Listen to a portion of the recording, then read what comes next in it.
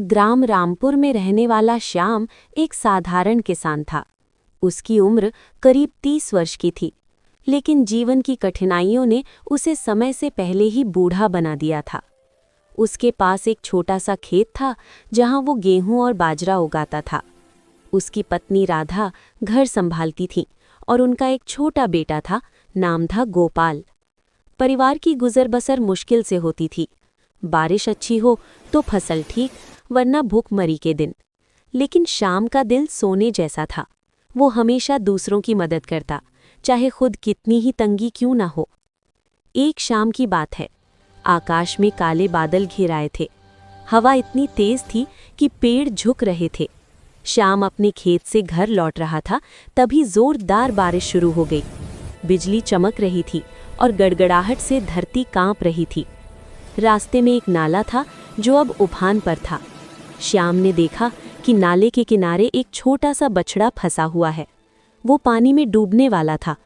बछड़े की आंखों में डर था और वो कमजोर आवाज में रंभा रहा था। श्याम का दिल पसीज गया। वो जानता था कि अगर वो मदद नहीं करेगा तो बछड़ा मर जाएगा। लेकिन नाला पार करना खतरे से खाली नहीं था। पानी की धारा तेज थी और अगर वो फिसला तो खुद भी बह सकता था। फिर भी श्याम ने फैसला किया। उसने अपनी कमीज उतारी, उसे रस्सी की तरह बांधा और बछड़े की ओर बढ़ा। पानी ठंडा था और धारा उसे धकेल रही थी। कई बार वो गिरते गिरते बचा। आखिरकार वो बछड़े तक पहुंचा। बछड़े को गोद में उठाया और वापस किनारे पर आया। उसकी सांस फूल रही थी, कपड़े भीग चुके थे, लेकिन बछड़े को बचाकर उसे सुकून मिला। घर पहुंचकर श्याम ने बछड़े को तबेले में बांधा। राधा ने पूछा, कहाँ से लाए? श्याम ने पूरी कहानी बताई। राधा ने कहा, तुम्हारा दिल बड़ा है, लेकिन हम खुद मुश्किल से गुजर बसर कर रहे हैं। एक और जानवर का बोझ कैसे उठाएंगे? श्याम मुस्कुराया। भगवान ने दिया है, वही संभालेंगे। अगले दिन गांव में खबर फैल गई। लोग कहने लगे, श्याम पागल है, खुद भूखा मर रहा है और बछड़े को बचाया।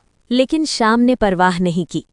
उसने बछड़े का नाम रखा कृष्णा, क्योंकि वो भगवान कृष्ण की याद दिलाता था। धीरे धीरे बछड़ा बड़ा हुआ। वो स्वस्थ और मजबूत हो गया। लेकिन एक दिन कुछ अजीब हुआ। कृष्णा ने दूध देना शुरू कर दिया। वो गाय नहीं, बछड़ा था, लेकिन फिर भी दूध। और वो दूध साधारण नहीं था। उसमें एक चमक थी, जैसे सोने की धूल मिली हो। श्याम हैरान था। उसने दूध पिया तो शरीर में नई ऊर्जा आ गई। राधा ने कहा, ये चमत्कार है, ये कोई साधारण बछड़ा नहीं है। कृष्णा हर दिन ढेर सारा दूध देने लगा। श्याम ने दूध बेचना शुरू किया। लोग कहते, ये दूध अमृत जैसा है, बीमारी ठीक हो जाती है। श्याम अमीर होने लगा। उसने नया घर बनवाया, खेत बढ़ाए और गांव में मदद करने लगा। लेकिन वो घमंडी नहीं हुआ। हमेशा कहता, ये सब भगवान की कृपा है। श्याम के तबेले में अब कई गायें थीं। उसे मदद की जरूरत पड़ी तो उसने हरिया को नौकरी दी। हरिया एक गरीब मजदूर था। उसकी बहन की शादी थी, लेकिन पैसे नहीं थे। हरिया ईमानदार लगता था, लेकिन अंदर से लालची था। वो सोचता, श्याम इतना अमीर कैसे हो गया? जरूर कोई राज है।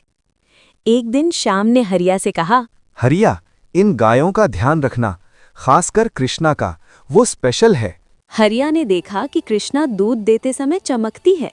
वो समझ गया कि ये चमत्कारी गाय है, कामधेनु जैसी।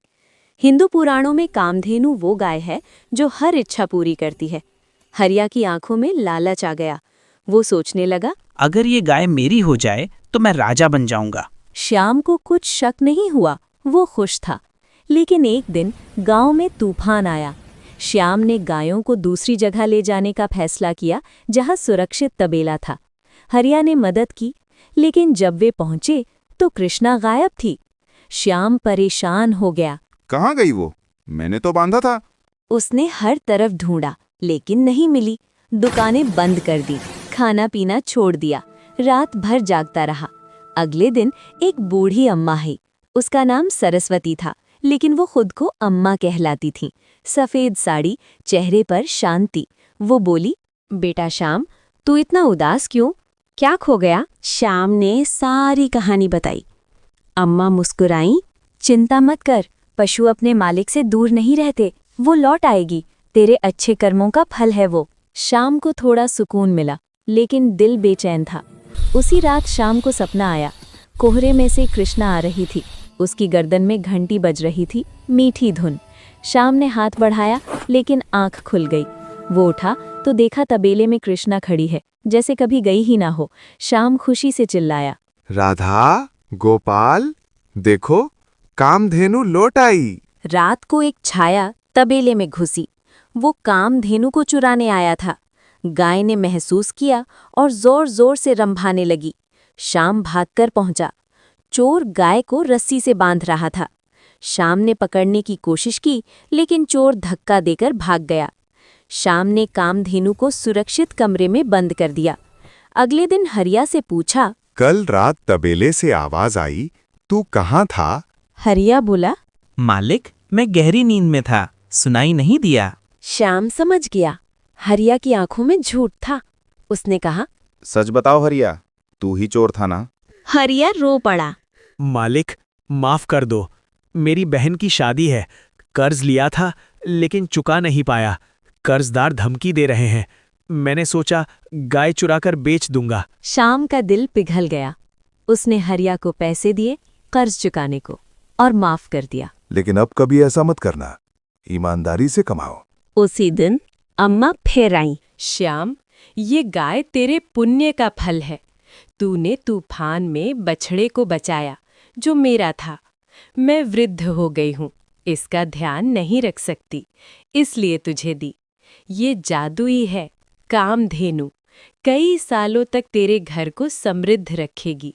लेकिन जब कोई नेक इंसान मिले, उसे दे देना। श्याम हैरान था। अम्मा, आप कौन है? अम्मा मुस्कुराई। मैं सरस्वती हूँ, ज्ञान की देवी। लेकिन अब विदा, और वो गायब हो गई। शाम ने तबेले में कई बेरोजगारों को काम दिया, गांव में स्कूल बनवाया, गरीबों को मदद की। कामधेनु से दूध मिलता रहा जो बीमारियों को ठीक करता था। दूर दूर से लोग आते।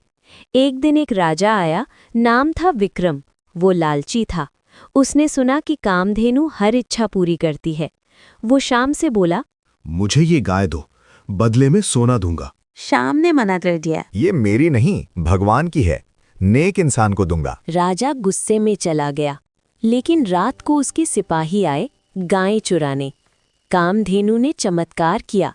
तबेला रोशनी से भर गया और सिपाही अंधे हो गए। वे भागे। राजा डर गया और शाम से माफी मांगी। शाम ने माफ कर दिया और राजा को सलाह दी, लालच छोड़ो, प्रजा की सेवा करो। समय बीता। गोपाल बड़ा हुआ।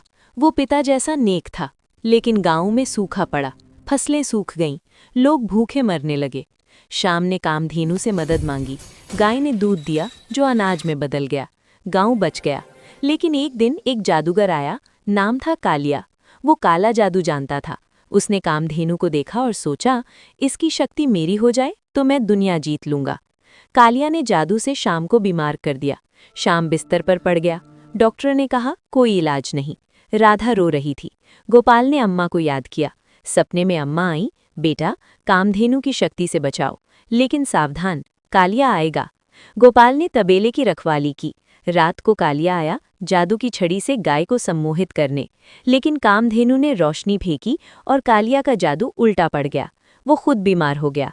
गोपाल ने उसे पकड़ा, लेकिन माफ कर दिया। जाओ, नेक बनो। कालिया बदल गया और गांव में रहकर मदद करने लगा। शाम ठीक हो गया। उसने सोचा, अब समय आ गया है। एक नेक इंसान मिला, एक गरीब ब्राह्मण जो वेद पढ़ाता था। शाम ने कामधेनु उसे दे दी। अब तुम इसका ध्यान रखो। ब्राह्मण खुश हुआ। कई साल बाद श्याम बूढ़ा हो गया। उसने जीवन में बहुत देखा, दया, लालच, क्षमा। वो गोपाल से बोला, बेटा, जीवन में अच्छे कर्म करो, फल मिलेगा। और एक दिन शांतिपूर्वक चला गया। गांव में उसकी याद में मंदिर बना। कामधेनु की कहानी पीढ़ियों तक चली।